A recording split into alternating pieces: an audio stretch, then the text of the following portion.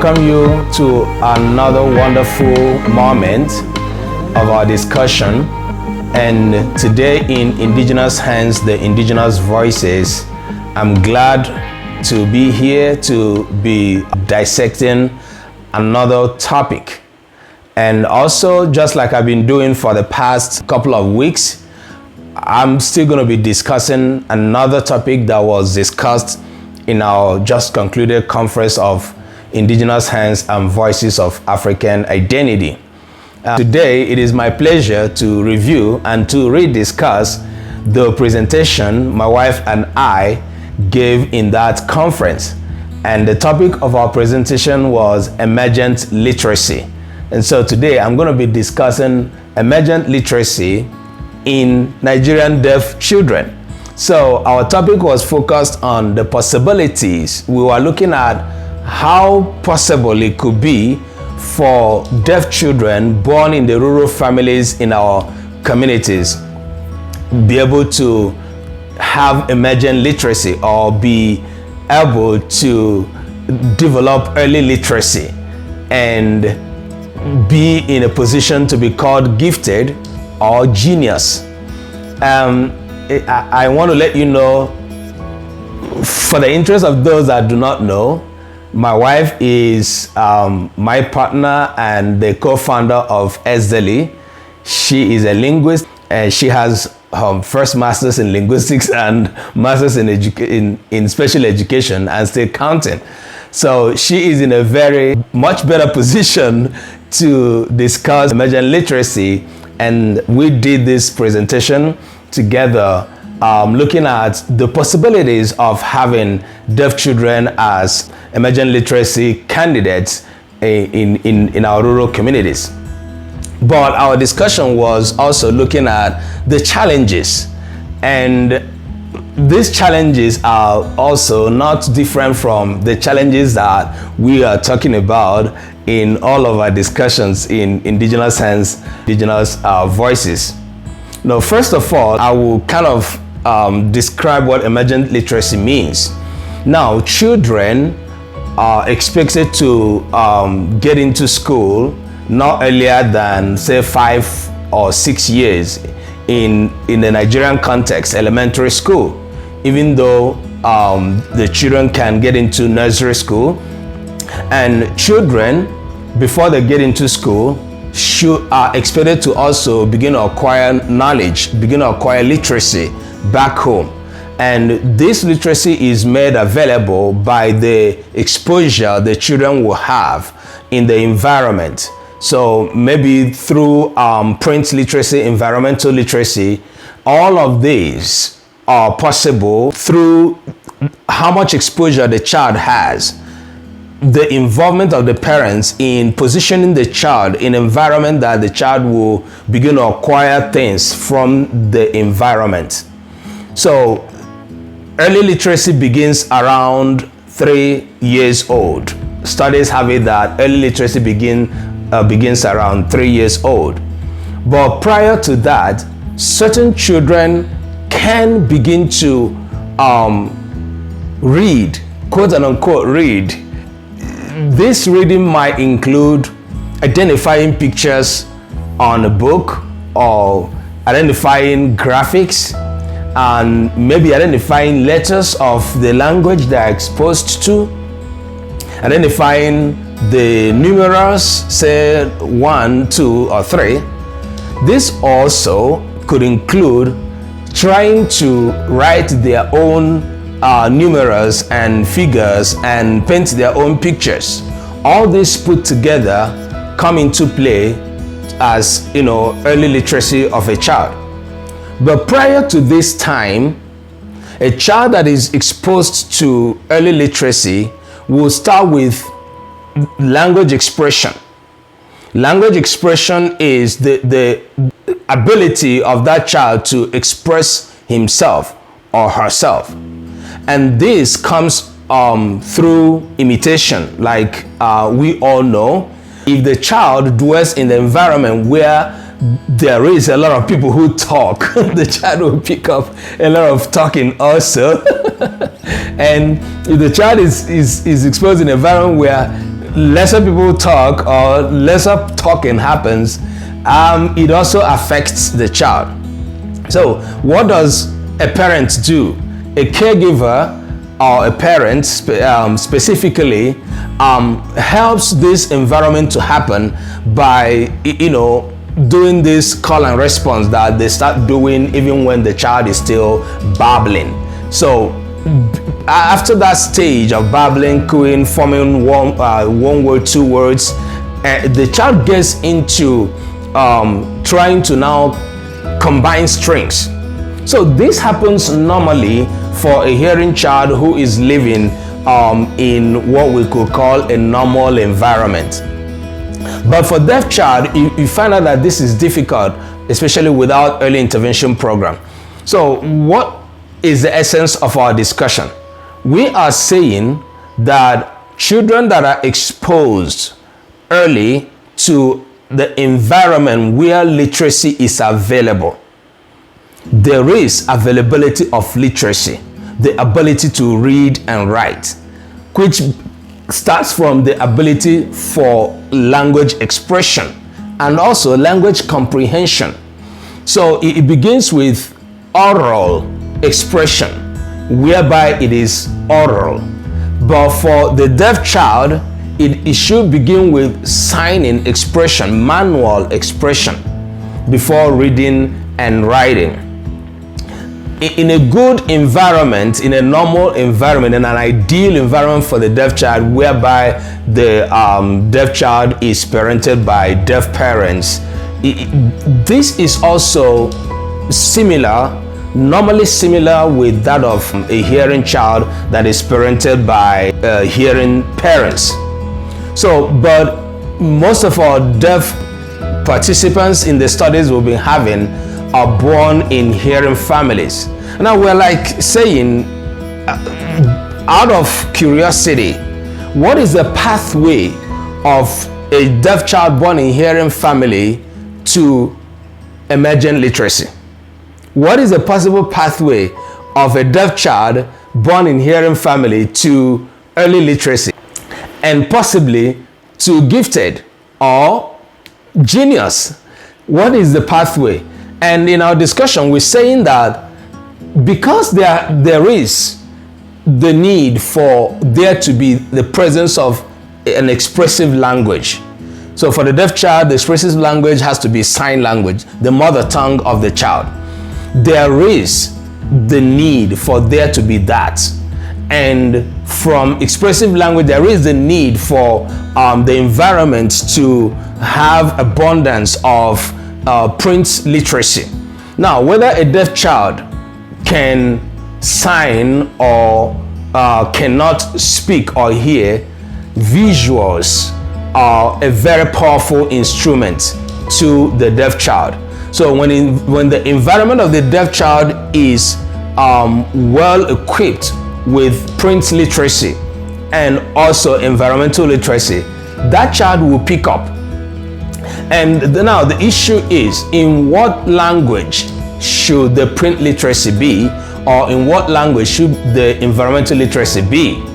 For sign language, it becomes a huge question for those deaf children growing up in our communities.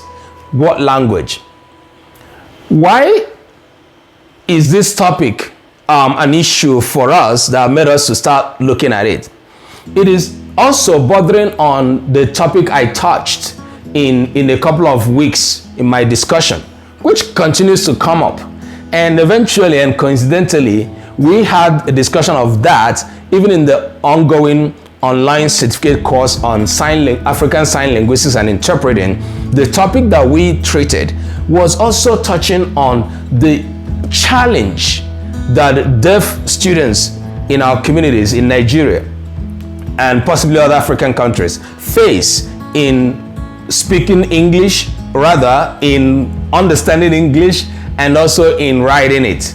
So you find out that a lot of deaf persons that are born deaf grow up having a very serious challenge coordinating between whatever sign language they're using and English language.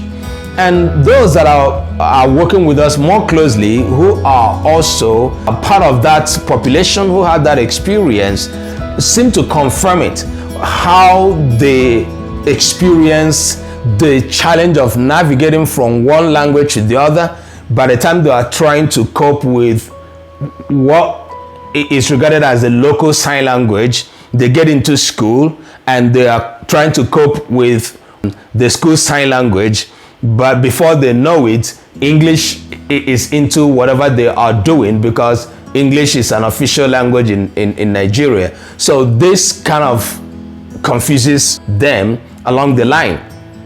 A few of them could catch up and possibly begin to have some good English grammar, but a whole lot struggle with this into adulthood.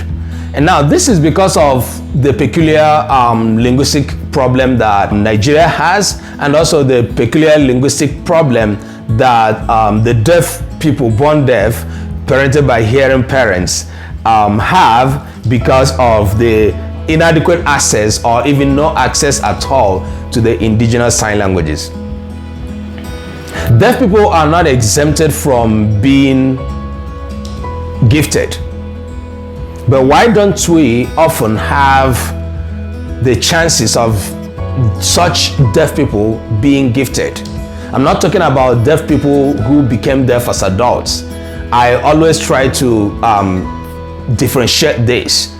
Much of deaf people who were hearing into their adolescence and adulthood do not really fall into this category. A lot of them are doing well in both ways, in both worlds, both in the hearing world and in the deaf world, because they had some of their lives there before becoming deaf. And so whenever we have discussions, we try to specify this. A lot of our discussion is talking about people born deaf, parented in hearing families. The whole challenge falls upon their shoulders. So children with neurodevelopmental disabilities, children that have other disabilities that you can describe like autism, even learning disability. In an advanced world, we still find some of them that are categorized as gifted. Why do we do that? Why do we have them? Because such children undergo early intervention programs. And when that happens, you can have chances of those of them that are gifted into being intelligent. They do. But the role that the families play is very, very important. So we are saying it is possible for us to have gifted deaf children in African society who are born deaf, gifted deaf children. But how can we do that? We can only do that if consciously parents, these hearing parents who give birth to these deaf children, are able to be conscious and expose them to early literacy in the indigenous sign language. You might ask, how can indigenous sign language play such a huge role in exposing children to early literacy? First of all, early literacy happens when the language of the immediate environment is readily available. And for a deaf child, the language that should be readily available for him or her is a sign language. And that sign language is a sign language that represents the culture and identity of that deaf child.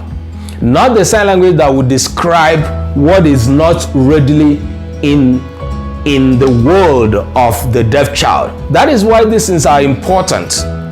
When a deaf child sees an object, that object is in their world, and they are able to acquire the names and the expressions that surround such object.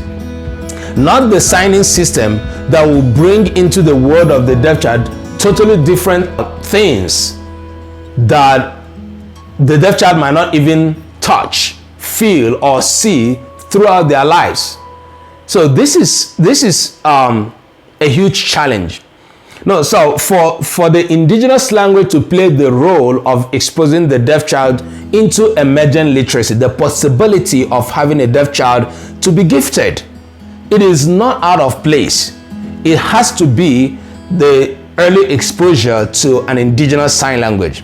Now, the piece whereby the parents should model language could still be missing. Of course, we know that one very well, because the hearing parent does not sign. So, the hearing parent who might also expose the child to developing gestures that become the home signs might become an active signer, because the gestures that will begin to develop in the first place, it might be one that the parents could be very familiar with. So even if the hearing parents do not know sign language, they developed, organized, defined sign language, they can start with gestures. And the gestures and the conscious effort towards using some modeling, some level of modeling can also come in, whereby the parents can point to objects and kind of gesture the object to the child, and the child forming her own gesturing from there, and the parents paying attention to the deaf child's gestures. And so there is going to be a level of synchronization of these two the expressions, the parents and the child's expression, or family members and the child's expression. The linguistic competence of a deaf child, this deaf child who is born deaf into adulthood, has everything to do with the parental choice of language, parental choice of life in general, what the parents expect this child to be, how do the parents want this child to grow up. So the parent is highly needed and involved, plus the indigenous sign language, call it indigenous gesture. Because some people ask me, since there is no availability of indigenous sign language, now what do we do? What do we sign? Of course, go ahead and sign what you are signing right now. For this family, call it indigenous gesture, call it gesture, all it could be. So long as it is a manual expression, the child will pick up. It is going to be very possible to pick up. But the key word to our discussion, which is what I'm also dropping in this discussion today, is early. Early means emergent, or early brings emergent. Whereby it doesn't start early, it does not meet the goal. And the question could be, how early is early? As early as you can start. As early as you feel that it is early enough. As early as the child has been identified to be deaf. Emergent literacy is possible for any deaf child, especially those born in our African societies. So in Indigenous Hands and Voices, we believe that every child can become gifted when that child is rightly exposed. This is the Indigenous Hands, the Indigenous Voices, where we describe the issues concerning our sign languages in Africa. And I will see you next week. Bye.